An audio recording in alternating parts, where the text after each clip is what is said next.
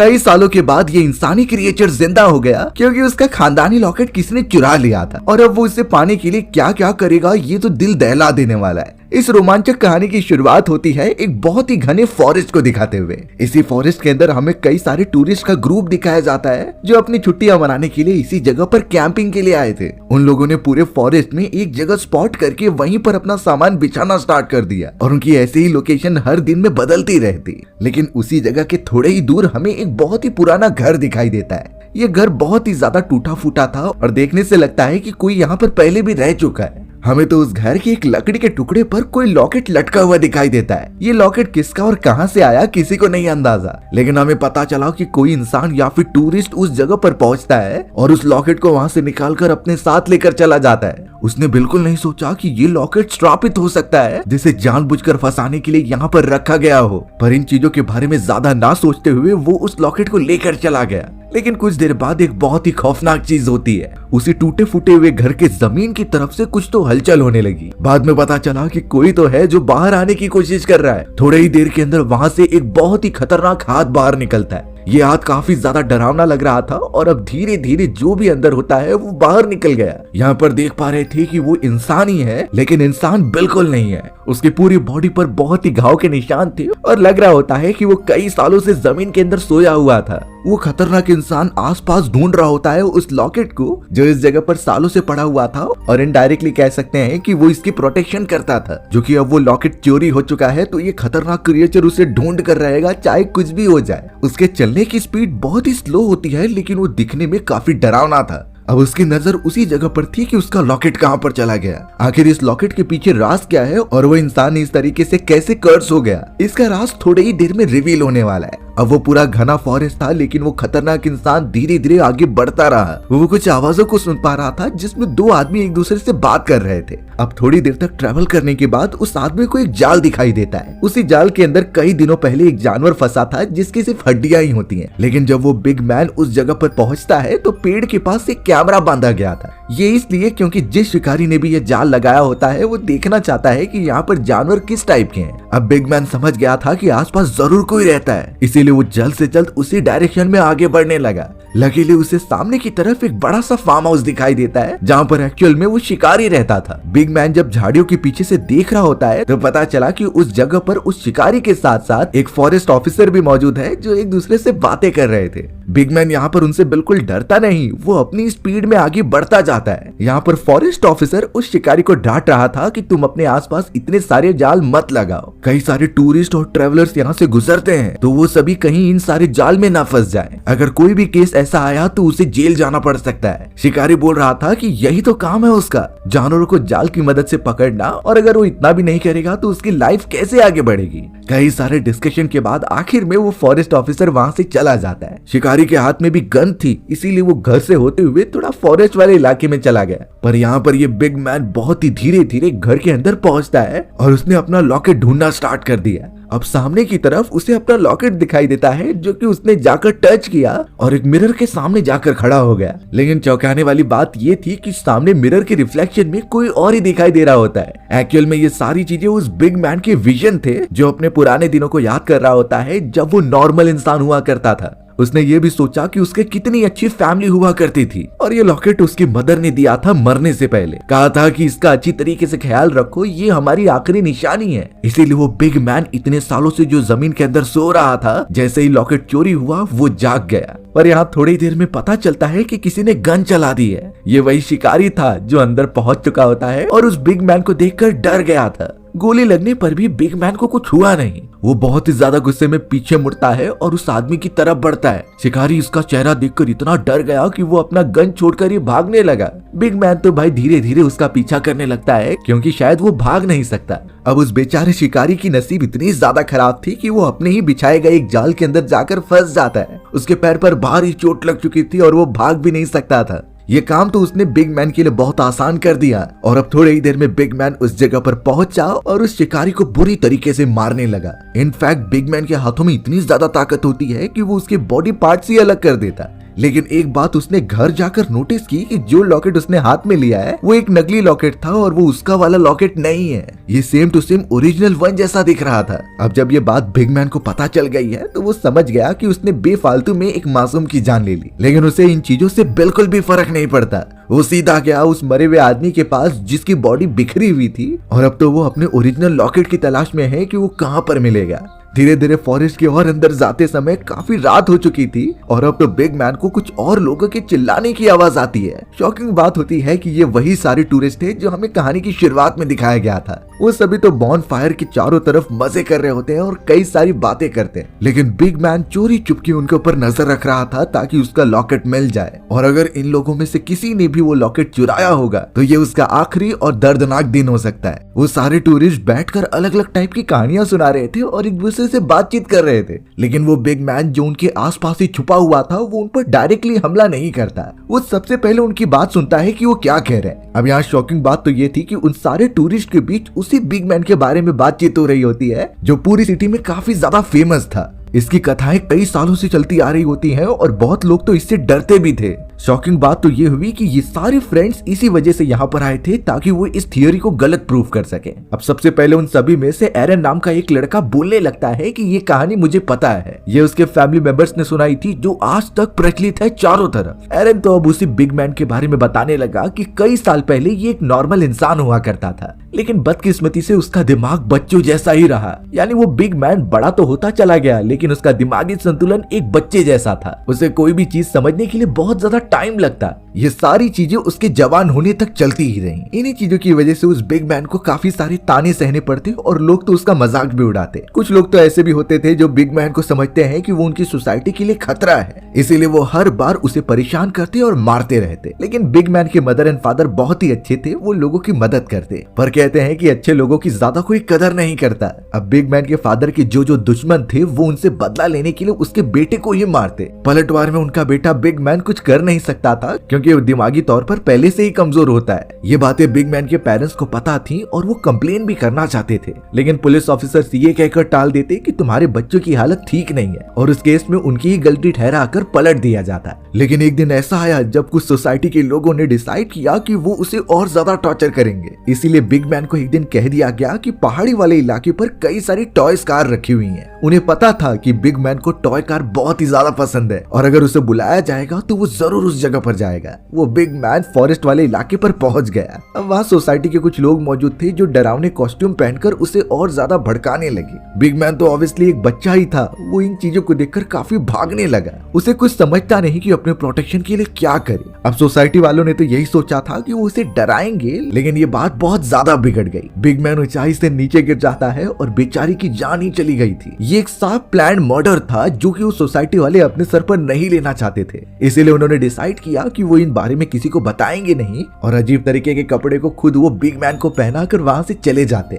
उन्हें लगा कि ऐसा ही लगेगा कि बिग मैन खेलते खेलते पहाड़ी से नीचे गिर गया। पुलिस इन्वेस्टिगेशन चालू हो चुकी थी और इस पूरे मामले की जांच की जा रही होती है, लेकिन जब ये बातें बिग मैन के फादर को पता चली तो वो भरोसा नहीं कर पा रहे थे कि उसका बेटा ऐसे मर सकता है। उन्हें जरूर सोसाइटी वालों पर शक होने लगा क्योंकि यही उसे हमेशा परेशान किया करते। पर दुख की बात ये थी कि पुलिस ऑफिसर्स ने फिर से ये केस बंद कर दिया। वो उसे सुसाइड केस बोलकर वहीं पर रद्द कर देते हैं। बिग मैन के फादर बेचारे इस इंसिडेंट को सह नहीं पाते और उनकी भी मृत्यु हो गई। सब कुछ लग रहा था कि यहीं पर खत्म हो जाएगा, लेकिन फिर कुछ दिनों बाद पता चला कि बिग मैन अपनी कब्र से वापस जिंदा हो गया है। उसके बॉडी पर कई सारी जख्म थे, लेकिन अब लग रहा था कि उसका बिहेवियर एकदम एग्रेसिव है और कोई अनजान सी शक्ति उसे कंट्रोल कर रही है। बिग मैन ने बाहर निकलकर सोसाइटी के सभी लोगों को जान से मारना स्टार्ट कर दिया। जो भी उससे सामने रोकने के लिए आता वो मारा जाता। उसका आतंक इतना ज्यादा बढ़ गया कि कोई घर से बाहर भी नहीं निकलता था, लेकिन उसकी मदर भी नहीं चाहती थी कि ऐसे लोग मारे जाएं। इसीलिए उसने अपने बेटे को रोकने के लिए अपना एक प्यारा सा लॉकेट दिया उसे, जो कि बिग मैन को शांत कर रहा था। यानी यही लॉकेट उसके कब्र के नीचे लटकाया गया होता है जिससे कि बिग मैन हमेशा वहीं पर रहे। एक तरीके से वो उसकी प्रोटेक्शन भी करता था। लेकिन अब जाकर जब वो लॉकेट चोरी हो चुका है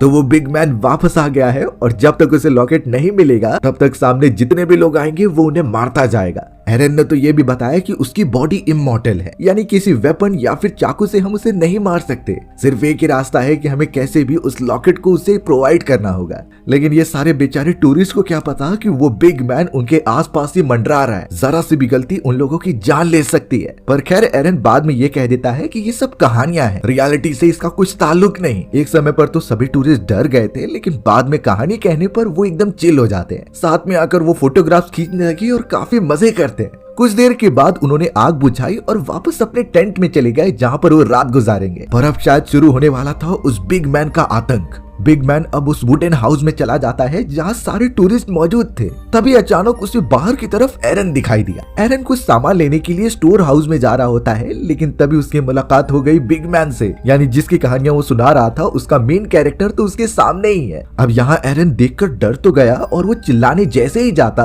तभी बिग मैन एक बहुत ही नुकीली लकड़ी से उसका मुंह पकड़ लेता है। वो उसे लेके जाकर एक पेड़ के पीछे लटका दे रहा था और बहुत तेज से खींच रहा था। इससे एरन को काफी दर्द होता है, लेकिन उसे पता नहीं कि ये उसका आखिरी दिन था। बहुत कोशिश करने के बाद बिग मैन ने उसकी बॉडी को 2 हिस्सों में काट दिया और बेचारा हमारा स्टोरी टेलर एरन वहीं पर मर जाता है। बिग मैन तो अब मरे हुए एरन को उठाकर अपने साथ लेकर जाने लगता है और वो तो स्टोर रूम में पहुंच गया, जहाँ पर कई सारे नुकीले हथियार और बहुत सारी चीजें रखी हुई थी। लग रहा है कि बिग मैन बाकी लोगों को और भी बुरी तरीके से मारना चाहता है। लेकिन अगर इन सारी कंडीशन में हम फंस जाते जहाँ फॉरेस्ट के बीच इस तरीके का बड़ा और साइको आदमी हमें मारने के पीछे पड़ा हुआ हो, तो फिर इससे बचेंगे कैसे? क्योंकि हमने कई सारी कहानियों में देख लिया है कि जो टूरिस्ट फॉरेस्ट में जाते हैं कहीं ना कहीं उन्हें ऐसे लोग मिल ले जाते। तो इन सारे लोगों से बचने के लिए कई सारी टेक्निक्स आती हैं, जिसे हम फॉलो करेंगे तो जिंदा वापस बाहर निकल सकते हैं। सबसे पहले तो हम यही मान लेते हैं कि आप फॉरेस्ट में अकेले नहीं आए हो, आप अपने दोस्तों या फिर फैमिली मेंबर्स के साथ ही आए होगे, तब जाकर ही यहाँ पर कैंपिंग करने का इरादा बना होगा। और अगर कैंपिंग करते समय उस बड़े से साइको आदमी ने अगर आप पर हमला कर दिया बिना वजह, तो ये ध्यान में रखना है कि वापस उससे फाइट बैक करने की गलती ना कीजिए। वो ऑब्वियस बात है कि अगर उसने डायरेक्ट हमला किया है तो उसके पास कुछ न कुछ हथियार रहेंगे और वो आपसे ज्यादा ताकतवर होगा।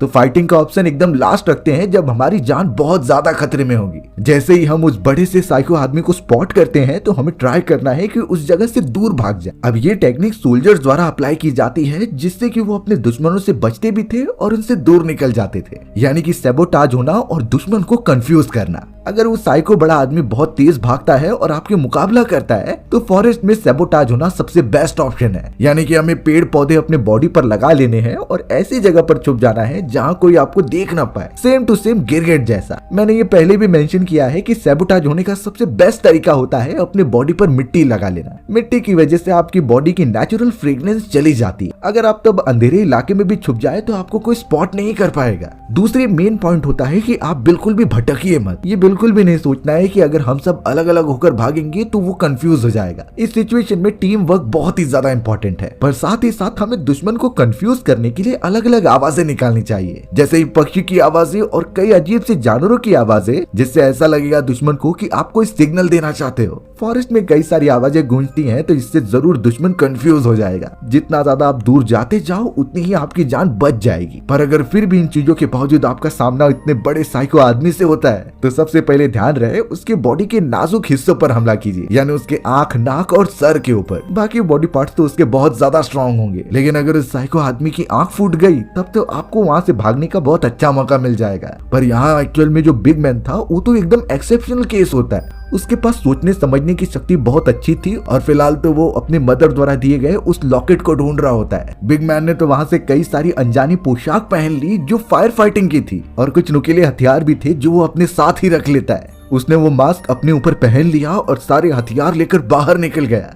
अब तो वो सच में बहुत ही खतरनाक लग रहा था और कोई भी उसकी आइडेंटिटी पहचान नहीं सकता। धीरे धीरे फॉरेस्ट में वो और ज्यादा अंदर जाने लगा और पता चलता है कि दिन का समय हो चुका है और सारे टूरिस्ट बाहर निकल गए। कोई खाना बनाने जा रहा है तो कोई तैरने जा रहा है। अब यहाँ बिग मैन सारे हथियार लेकर जब दूसरी तरफ पहुंचा तो वो देख पाता है कि टूरिस्ट में से 2 लड़कियां पानी में नहाने के लिए आई हैं। बिग मैन की नजर उनसे हट ही नहीं रही थी, जैसे वो उन्हें जाकर मारना चाहता है। अब उन दोनों लड़कियों में से एक लड़की तो किनारे पर ही रहती है, क्योंकि उसे एक्सरसाइज करनी थी, पर दूसरी लड़की स्विमिंग कॉस्ट्यूम पहनकर पानी में कूद जाती है। इसे देखते ही बिग मैन, जिसके हाथ में बहुत सारे हथियार थे, वो धीरे धीरे पानी में जाने लगा और ऐसा लगता है कि उसे पानी में सांस लेने की जरूरत ही नहीं। यानी अब ये साफ है कि वो दोनों लड़कियों की जान बहुत खतरे में है। पानी में मौजूद तैर रही लड़की थोड़ी देर तक तो एकदम नॉर्मल रहती है, फिर उसे एहसास होने लगा कि नीचे से कोई इसे खींच रहा है। बिग मैन ने तुरंत ही उस लड़की को अपने नुकीले हथियारों से मारना स्टार्ट कर दिया और बेचारी वो प्यारी लड़की वहीं पर अपना दम तोड़ देती है। उसकी डेड बॉडी पानी पर तैरते हुए दिखाई दे रही थी।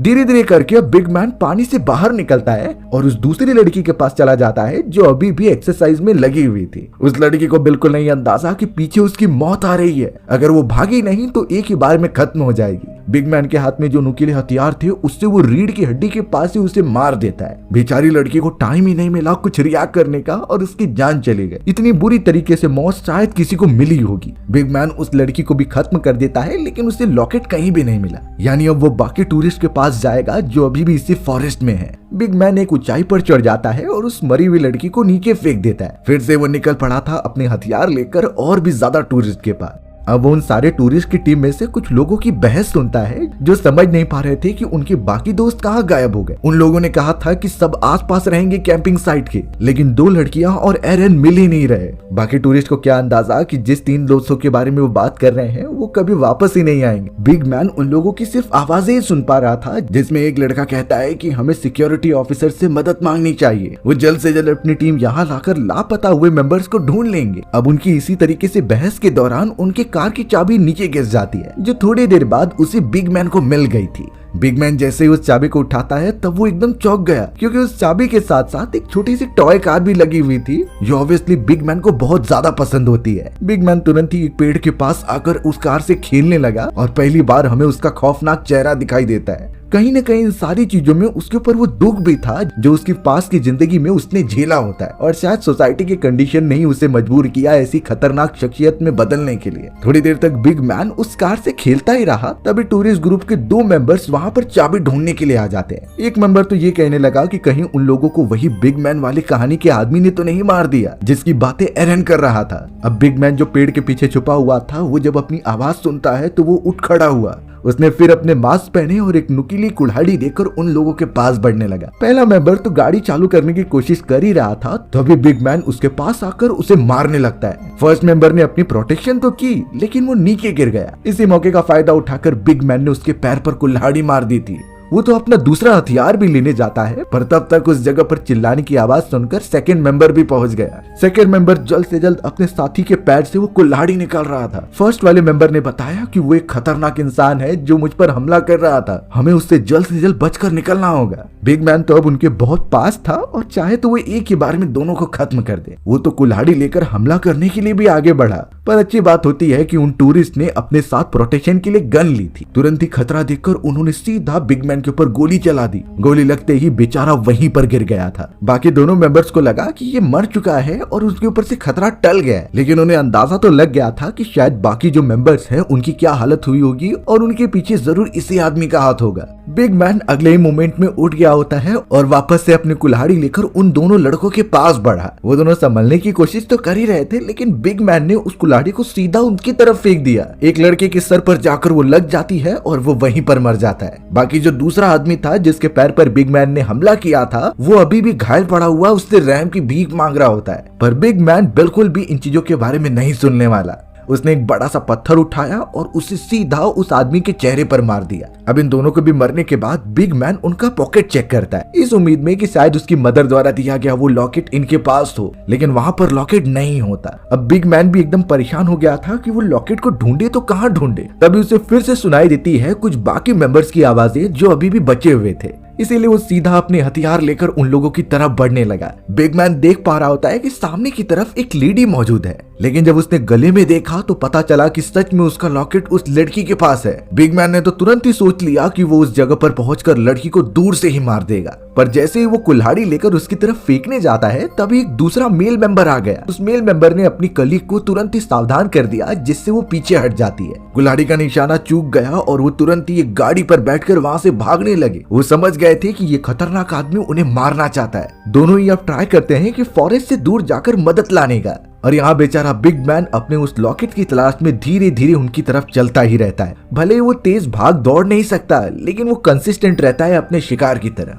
बेचारे वो दोनों डरे हुए टूरिस्ट निकलते हुए सीधा उस सिक्योरिटी ऑफिसर्स के पास आ जाते हैं जो फॉरेस्ट डिपार्टमेंट में काम करते थे। उन ऑफिसर्स को उन दोनों ने सारी बातें बता दी कि कैसे एक खतरनाक आदमी उन्हें मारने के लिए ढूंढ रहा है। उसने अजीब तरीके के मास्क पहने थे और एक कुल्हाड़ी थी उसके हाथ में। अब उन्हीं में से एक रेंजर जिसका नाम टाइसन था, वो देख पा रहा होता है कि उस लड़की के गले में वही लॉकेट है। टाइसन यहीं का रहने वाला था और उसे सारी बातें पता थी उस बिग मैन की कहानी के बारे में, और जब उसे इस केस के बारे में और डिटेल मिली तो वो उन्हीं लोगों को बेकार में डांटने लगा कि तुम्हें ये लॉकेट नहीं लेना चाहिए था। इसी लॉकेट की वजह से वो बिग मैन वापस से जिंदा हो चुका है। कई साल पहले जब बिग मैन जिंदा हुआ था तो उसका केस टाइसन ने ही लिया था, और इस बार फिर से वही गलती हुई है, यानी कि वो किसी को भी छोड़ेगा नहीं। हमें तो यही दिखाया जा रहा था कि बिग मैन धीरे धीरे उन ऑफिसर्स के पास बढ़ रहा है। वो लड़की और मेंबर भी बहुत ज्यादा डर जाते हैं, इसीलिए वो कहने लगी कि हमें ये लॉकेट उसे वापस दे देना चाहिए। पर टाइसन को पता था कि हमने बहुत बड़ी गलती कर दी है। बिग मैन लॉकेट मिलने के बाद भी उन सभी को जिंदा नहीं छोड़ेगा। अब यहाँ बातों ही बातों में पता चला कि बिग मैन उस जगह पर पहुंच चुका है जहाँ पर ऑफिसर और दो बाकी मेंबर्स थे। ऑफिसर ने जैसे ही उसे देखा वो उस पर गन पॉइंट कर देता है। बिग मैन जब कुल्हाड़ी लेकर बढ़ा तभी उसने शूट कर दिया था, जिससे कि बिग मैन नीचे गिर गया और कुछ देर के लिए शांत रहता है। थोड़ी देर बाद ऑफिसर चेक करने के लिए उसके पास जाता है, पर यह बात तो सबको पता थी कि बिग मैन इमॉर्टल है। उसने जल्द से जल्द होश में आकर ऑफिसर पर हमला कर दिया और उसकी गन छीनने लगा।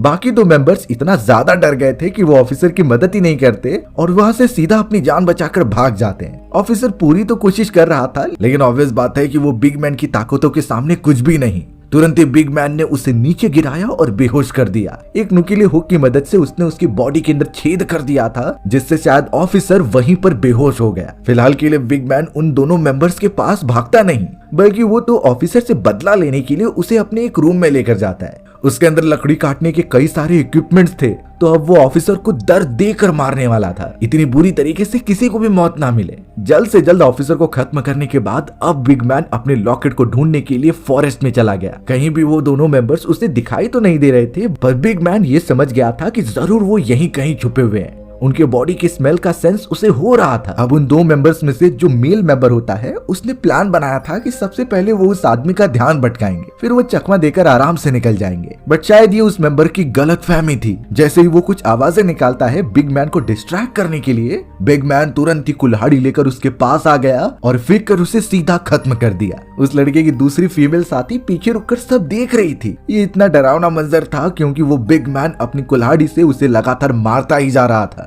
खत्म होने के बाद भी उसने उसके बॉडी के कई टुकड़े कर दिए। उस फीमेल मेंबर ने इतना बड़ा दरिंदा कभी देखा ही नहीं था। अब वो अंदर से एकदम डर चुकी थी, इसीलिए उसने बिग मैन का लॉकेट निकाला और एक गैसोलीन कंटेनर के ऊपर रखकर वहां से तुरंत ही भाग गई। बिग मैन तो अपना काम करने में ही बिजी था। अब वो बेचारी फीमेल लड़की डर के मारे भागती रहती है, पर वो फॉरेस्ट एकदम से भूल भुलैया की तरह काम कर रहा था। वो एक जगह से भागती तो दूसरी जगह पहुंच जाती, लेकिन उसके दिमाग में सिर्फ अब वही घूमता है कि कैसे वो उस खतरनाक आदमी से बच जाए। हो सकता है कि बिग मैन को अब वो लॉकेट मिल गया होगा तो वो उसका पीछा ना करे, पर वो फीमेल मेंबर इस तरीके से रुक नहीं सकती थी। जब तक उसके अंदर जान होती है वो भागते ही रह गई। वो फीमेल मेंबर कई घंटों तक ऐसे ही चलती रही और अब दिन का समय हो जाता है। वो फॉरेस्ट बहुत ही ज्यादा सकरा होता जा रहा था, लेकिन अच्छी बात ये होती है कि उसे एक सड़क मिल गई। अगर वो फीमेल मेंबर सड़क को फॉलो करते रहे तो शायद वो जल्दी पहुंच जाएगी किसी शहर में। अब वहाँ सबसे अच्छी बात तो ये हो गई कि थोड़ी ट्रेवलिंग के बाद उसे एक कार मिल जाती है। कार के अंदर एक और औरत थी जो कि जल्द से जल्द उस लड़की को लिफ्ट दे देती है। अब उस लड़की की हालत खराब होता हुआ देखकर वो पूछने लगी कि तुम्हें क्या हो गया, लेकिन ये फीमेल मेंबर कुछ कहती नहीं और सीधा कार के अंदर बैठ जाती है। वो सिर्फ इतना दोहराते जा रही थी कि मुझे यहाँ से लेकर चलो, मेरे साथ एक बहुत ही बड़ा दुर्घटना हुआ है। वो औरत अब जल्द से जल्द कार को स्टार्ट करती है और आखिरकार वहाँ से निकल जाती है। रास्ते में ड्राइविंग करते टाइम वो उस औरत ने बताया कि मेरे हस्बैंड के साथ भी कुछ ऐसा ही हुआ था। वो फॉरेस्ट में शिकार करने गए थे, लेकिन उनके ऊपर किसी जानवर ने हमला कर दिया। वो जानवर इतना खतरनाक था कि उसका नामो निशान ही नहीं मिला। अब कहीं ना कहीं फीमेल मेंबर ये सोचने लगी कि जिस जानवर की वो बात कर रही है कहीं वो बिग मैन ही तो नहीं और बिग मैन ने ही इस औरत के हस्बैंड को मारा होगा। खैर अभी तो वो बोलने की लायक में नहीं होती और वो धीरे धीरे अनकॉन्शियस होने लग जाती है। उस औरत ने जब उसे जगाने का ट्राई किया तब वो देख पा रही थी कि लड़की के पैर पर चोट लगी है। उसने जल्द से जल्द अपनी कार रोकी और तुरंत ही उसकी मरहम पट्टी करना स्टार्ट कर दिया। थोड़ी देर बाद जब वो उस लड़की को होश आता है तो वो देख पा रही थी कि गाड़ी रुक चुकी है। वो तो बार बार एक ही चीज दोहरा रही थी कि यहाँ से चलो जितना जल्दी हो सके, हमें अब कोई भी खतरा मोल नहीं लेना है। बात ये थी कि फीमेल मेंबर को यही लग रहा था कि कब वो बिग मैन उनके सामने आ जाए और उन्हें खत्म कर दे। उसके मन में एक डर सा बैठ गया था जो शायद पूरी जिंदगी ना निकले। पर वो औरत समझती थी कि उसे कितना दर्द हो रहा है और इसे ठीक करना जरूरी है, इसीलिए वो उन्हीं चीजों में बिजी हो गई। बेचारी वो फीमेल मेंबर अपने चारों तरफ देखते जा रही थी कि कहीं वो सच में ना आ जाए, पर ऐसा नहीं होता और वो उसकी मरहम पट्टी करके गाड़ी लेकर वहां से चली जाती है। हमें फॉरेस्ट में दिखाया गया जहां गैसोलीन के कंटेनर के ऊपर से वो लॉकेट गायब हो चुका है। यानी ऑब्वियस बात है कि बिग मैन को अपना लॉकेट मिल गया। वो उसे लेकर वापस उसी जगह पर चला गया जहाँ सालों पहले से वो दफन था। यानी आखिरकार उसे शांति मिल गई। पर यह बात तो क्लियर थी कि इन फ्यूचर जब भी कोई उस लॉकेट को लेने की कोशिश करेगा तभी भी बिग मैन बाहर निकलकर आतंक मचा देगा और लोगों को खत्म करते रहेगा। इसी अनजान एंडिंग के साथ हमारी ये कहानी यहीं खत्म हो जाती है। सो व्यूअर्स, अगर आपको मेरा नरेशन 1% भी अच्छा लगा होगा ना तो वीडियो को लाइक एंड चैनल को सब्सक्राइब जरूर कर देना। मिलते हैं इसी तरीके की मजेदार वीडियोस में, तब तक के लिए बाय बाय।